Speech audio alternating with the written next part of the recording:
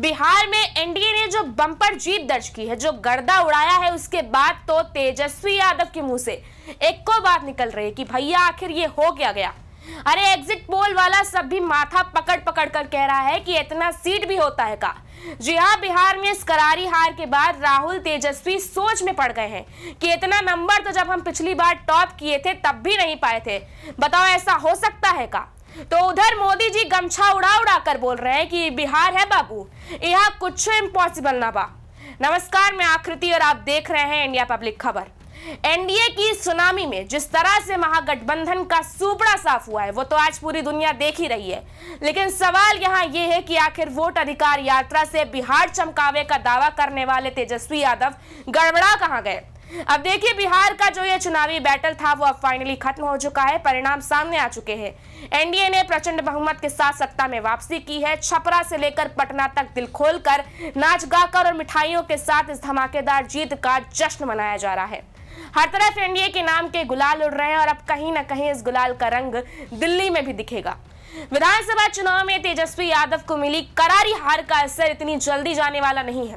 NDA की bumper जीत से राज्यसभा चुनाव का गणित भी उलट पुलट हो गया है। बिहार में साल 2028 तक राज्यसभा की कुल 10 सीटों के लिए चुनाव होना है और अब इन सारी सीटों का एनडीए के खाते में जाना तय है। बिहार विधानसभा चुनाव में एनडीए की भारी जीत का असर अब आगामी राज्यसभा चुनावों में भी साफ दिखने लगा है। मौजूदा संख्या बल को देखते हुए एनडीए राज्य से होने वाले सभी 10 राज्यसभा सीटों पर कब्जा जमा सकता है। ये पूरा फायदा नरेंद्र मोदी सरकार के शेष कार्यकाल में अपर सदन में उसकी स्थिति को और मजबूत करेगा। बता दें कि एनडीए को इस बार के विधानसभा चुनाव में कुल मिलाकर 202 सीटें मिली है। अब केंद्र की राजनीति में एनडीए को इसका फायदा मिलना तय है। बिहार की इन 10 सीटों में से फिलहाल 3 सीटें आरजेडी के कोटे में है। नए समीकरण में एनडीए इन तीनों को भी अपने खाते में जोड़ सकता है। फिलहाल तो एनडीए के पास राज्यसभा में 133 सांसद हैं और बिहार से 3 अतिरिक्त सीटें उसकी ताकत को निर्णायक रूप से बढ़ाएंगी। लेकिन ये सारी तो खैर बात की बातें हैं। सबसे पहले तो सवाल ये है कि तेजस्वी क्या विपक्ष के नेता बन पाएंगे या नहीं। बता दें कि किसी भी सदन में नेता प्रतिपक्ष के पद के लिए कुल सीटों में से 10% सीटों की जरूरत होती है। तेजस्वी की पार्टी को 25 सीटें मिली है। बिहार विधानसभा में कुल मिलाकर 243 सीटें हैं। इस लिहाज से अगर देखा जाए तो आरजेडी के पास 10% सीटों से थोड़ी ज्यादा ही सीट है।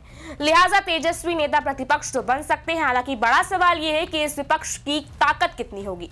2025 के चुनाव में विपक्ष बेहद कमजोर हो गया है क्योंकि वो 35 सीटों पर ही सिमट गया है। उसे पिछले चुनाव के मुकाबले 79 सीटों का नुकसान हुआ है। तेजस्वी की पार्टी ने खुद तो खराब प्रदर्शन किया ही, उनके सहयोगी दलों की स्ट्राइक रेट और भी ज्यादा खराब रही। महागठबंधन की एक और सहयोगी पार्टी कांग्रेस ने पिछले चुनाव में जहां 19 सीटें जीती थी, लेकिन इस बार कांग्रेस महज 6 सीटों पर ही सिमट गई। उसे 13 सीटों का नुकसान हुआ है। महागठबंधन का एक और सहयोगी दल वीआईपी 0 पर आउट हो गया। इसके नेता मुकेश सहनी चुनाव से पहले बड़े तेवर में थे। उन्होंने डिप्टी सीएम का चेहरा बनाने की मांग पर बड़े बगावती तेवर दिखाए थे। उनका दावा था कि मल्ला निषाद वोटों पर उनकी पकड़ है, लेकिन नतीजे तो कुछ और ही बता रहे हैं।